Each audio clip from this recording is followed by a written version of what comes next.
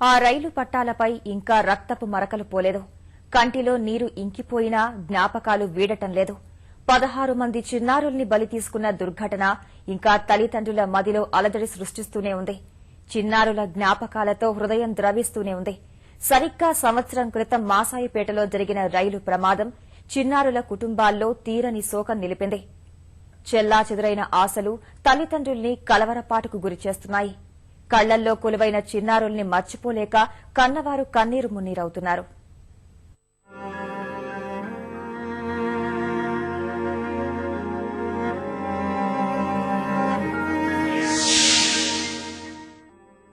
మెదక్ జిల్లా మాసాయిపేటలో నాందేడ్ సికింద్రాబాద్ ప్యాసింజర్ రైలు రూపంలో 4 గ్రామాలపై మృత్యువు విసిరిన పంజా ఎందరో తల్లులకు గర్భశోకాన్ని మిగిల్చింది.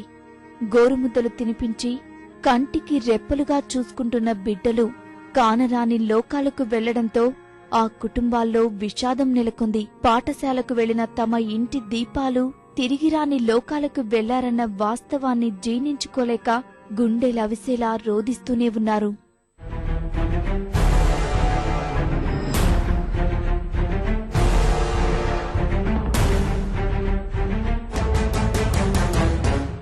డ్రైవర్ నిర్లక్ష్యం వల్ల ప్రమాదానికి గురైన నాటి పాఠశాల బస్సులో డ్రైవర్ క్లీనర్ సహా 34 మంది విద్యార్థులున్నారు.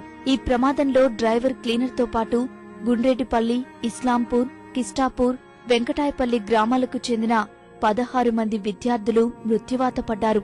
చిన్నారులను కోల్పోయిన ఒక్కో కుటుంబానిది ఒక్కో విషాద గాథ. ఓ తల్లి మతిస్థిమితం కోల్పోవడంతో ఆ కుటుంబం ఊరినే వదిలి వెళ్లిపోయింది. పిల్లల నవ్వులు లేవని మరో కుటుంబం ఇంటిని వదిలేసింది. సుదర్శన్, మల్లేష్ అన్నదమ్ముల కుటుంబాలకు వంశీ ఒక్కడే వారసుడు. ఈ దుర్ఘటనలో వంశీ మృతి చెందాడన్న వేదనతో మంచం పట్టిన పెదనాన్న 3 నెలల్లోనే చనిపోయాడు. అలా పెద్ద డాడీ కొడుకు వలన గుండెపోటు వచ్చి చనిపోయాడు. టికర్ చేసి చనిపోయాడు. కొడుకు గురించి గుండె అన్నదమ్ముల కుమిడి నేను బతికేందుకు, నేను ఉండేందుకు, కొడుకు చనిపోయాడు, మేము బతికినల్ల లాభం లేదనుకుండు. ఇస్లాంపూర్ కు చెందిన స్వామి, పుష్ప దంపతుల గారాల పట్టి మనీష్ ఇంట్లో ఉంటే ఒక్కటే సందడి. చదువుల్లో చురుగ్గా ఉండడం వల్ల ఆ పేద కుటుంబం ఆర్థికంగా భారమైన గొప్ప చదువులు చదివించాలనుకున్నారు. తమ కొడుకు చదువుకుని ఉన్నత స్థితికి చేరుకుంటాడని ఆశపడ్డ ఆ దంపతుల ఆశలు అడియాసలయ్యాయి.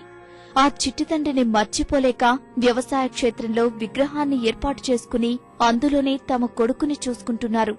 ఆ కన్నతల్లి ఆరోగ్యం క్షీణిస్తున్నా చిన్నారి జ్ఞాపకాలతో కళ్ల నుంచి నీటిధార ఆగడం లేదు. చెల్లాచెదురైన పుస్తకాలు, సంచులు ఇంకా కళ్ల ముందే కదులాడుతున్నాయని రోదిస్తున్నారు. మాకు చాలా బాధాకరంగా ఉంది. చాలా మాకు బతికిన రోజులు మాకు ఏం బతికినట్లు లాభం లేదు అనిపిస్తుంది. ఏంది ఇది మా బతుకు, ఇంత హనుమంతరావు బతుకు. ఉన్న ఒక కొడుకు ఒక బిడ్డ ఉంటే కొడుకు ఇలా మనం నాగం చేసిపోయాడు. ఎటుగాని పరిస్థితి అయిపోయింది మా బతుకు.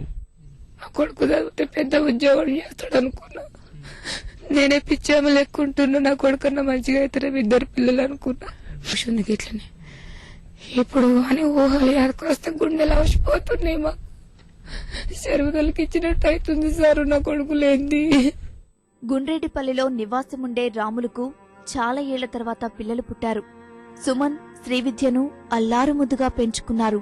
పిల్లలిద్దరూ క్రమశిక్షణతో పాటు చదువుల్లోనూ ప్రతిభ చూపుతుంటే ఆ కంటిపాపలను చూసుకుని ఆనందించేవారు. ఈ దుర్ఘటనతో తల్లిదండ్రుల జీవితాల్లో శూన్యం ఆవహించింది. తల్లి వసంత ఆ చేదు జ్ఞాపకాల్లోంచి బయటకు రాలేక జీవోత్సవంలా కాలం వెళ్లదీస్తోంది. వాళ్ళు చాలా మంచిగా సిన్సియర్గా చదువుకుంటారు సార్. అల్లరి విల్లరి ఏం చేయకపోదు. చాలా మంచిగా ఉంది పిల్లలు. నైస్ పిల్లలు ఇద్దరు మంచి. ఇక వాళ్ళ పోయి నుంచి మాకు చాలా బాధలు ఉన్నాయి. ఇక మాకు ప్రతిరోజు వాళ్ళే జ్ఞాపకం వస్తుంది. పిల్లల జ్ఞాపకార్థం అందరికి 16 మంది పిల్లల జ్ఞాపకాలు స్థూపం కట్టేయాలని మేము కోరుకుంటున్నాం. తమ జీవితాల్లో చీకటి నింపిన ఇలాంటి దుర్ఘటనలు మరెక్కడా జరగకుండా అధికారులు చర్యలు తీసుకోవాలని చిన్నారుల తల్లిదండ్రులు కోరుతున్నారు.